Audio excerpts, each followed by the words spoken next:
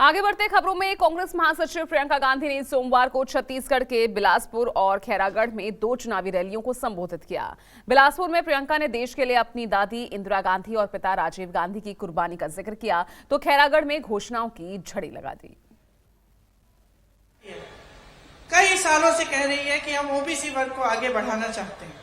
अब कांग्रेस ने ये मांग उठाई कि भाई जातिगत जनगणना करो, गिनो कि ओबीसी वर्ग के कितने लोग हैं, एससी के कितने हैं, एसटी के कितने हैं, गिनो तभी तो तुम मदद कर पाओगे। अगर पता ही नहीं है तो मदद कैसे कर पाओगे। जैसे ही हमने ये मांग उठाई, बहाने शुरू, बोलती बंद। कांग्रेस की सरकार बनने पर ओबीसी आरक्षण बढ़ाने का दावा और महिला आरक्षण बीजेपी का दिखावा। छत्तीसगढ़ के चुनावी चौसर में कांग्रेस महासचिव प्रियंका गांधी ने कांग्रेस की रणनीति साफ कर दी।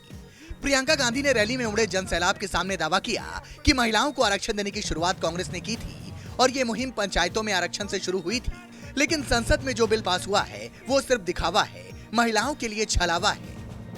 महिलाएं अपना हक मांगती हैं। 33% आपको पंचायतों में आरक्षण मिला, कांग्रेस की सरकार ने दिया। अब आप देखिए कि केंद्र सरकार की क्या ये नियत है कि आपको देंगे आरक्षण।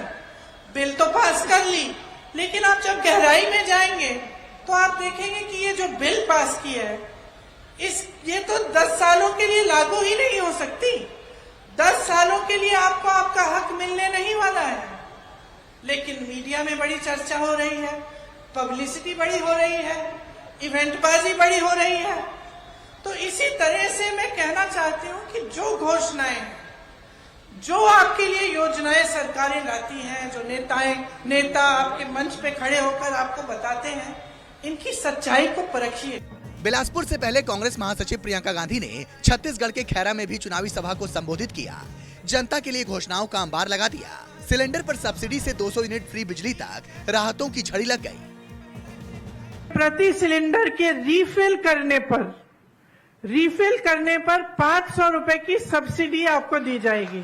42 लाख उपभोक्ताओं जिनकी खपत 200 यूनिट बिजली से कम है, उनका बिजली बिल पूरी तरह से माफ होगा। बाकी 7,63,000 उपभोक्ताओं को 200 यूनिट तक बिजली मुफ्त मिलेगी। महिलाओं द्वारा संचालित स्वयं सहायता समूह के कर्ज को माफ किया जाएगा और महिलाओं द्वारा सक्षम योजना अंतर्गत लिए गए ऋण को भी माफ किया जाएगा। 700 नए ग्रामीण औद्योगिक पार्क बनेंगे। राज्य के सभी 6,000 सरकारी हायर सेकेंडरी और हाई स्कूल को स्वामी आत्मानंद इंग्लिश और हिंदी मीडियम स्कूलों में अपग्रेड किया जाएगा। सड़क दुर्घटना और अन्य आकस्मिक दुर्घटनाओं के लिए में छत्तीसगढ़ निवासियों को निःशुल्क स्वास्थ्य की सुविधा मिलेगी। परिवहन व्यवसाय से जुड़े 6,000 से अधिक वाहन मालिकों के 2018 तक से 726 करोड़ राशि के बकाया मोटरयान टैक्स ब्याज के कर्ज की माफी की जाएगी। सरकार बनते ही किसानों से तीवरा को भी एमएसपी में खरीदा जाएगा।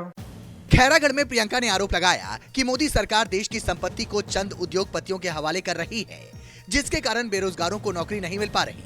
जबकि मंच पर मौजूद भूपेश बघेल ने दावा किया कि जब तक केंद्र में मनमोहन सरकार थी, किसानों को हर तरह की राहत मिलती थी। अब तो गरीब को घर मिलना भी मुहाल हो चला है। हालांकि बीजेपी को कांग्रेसियों का ये इल्जाम नागवार गुजरा। केंद्र की सरकार क्या कर रही है? वही संपत्ति छीनकर बड़े बड़े उद्योगपतियों को दे रही है।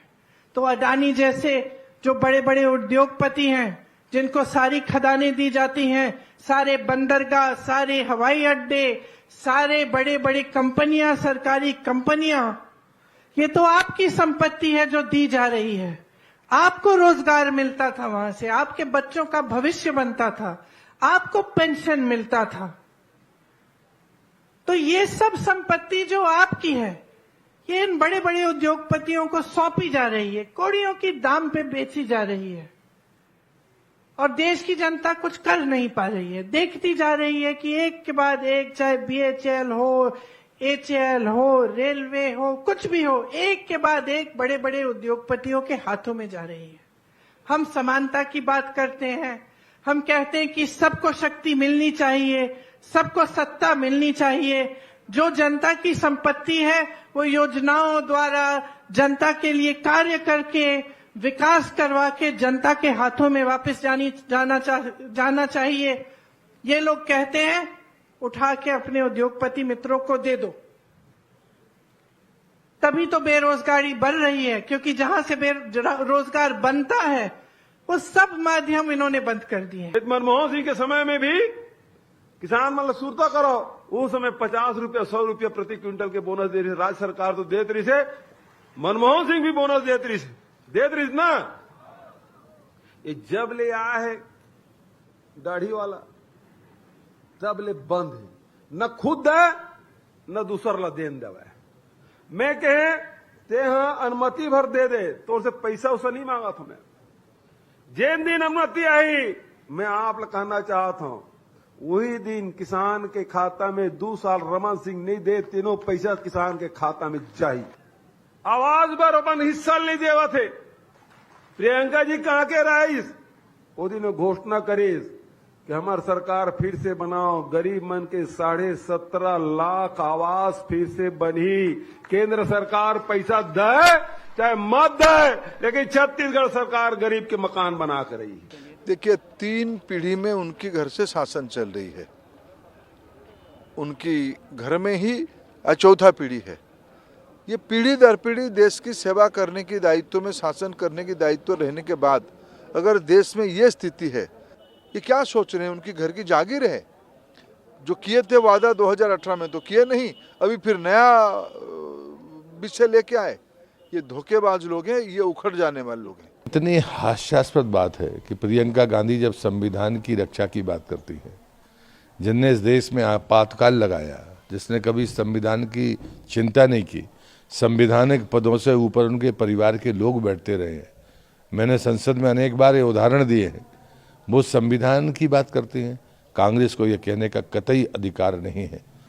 बिलासपुर की चुनावी सभा में प्रियंका गांधी ने कांग्रेस का थीम सॉन्ग भी लॉन्च कर दिया। Bureau report, news 24।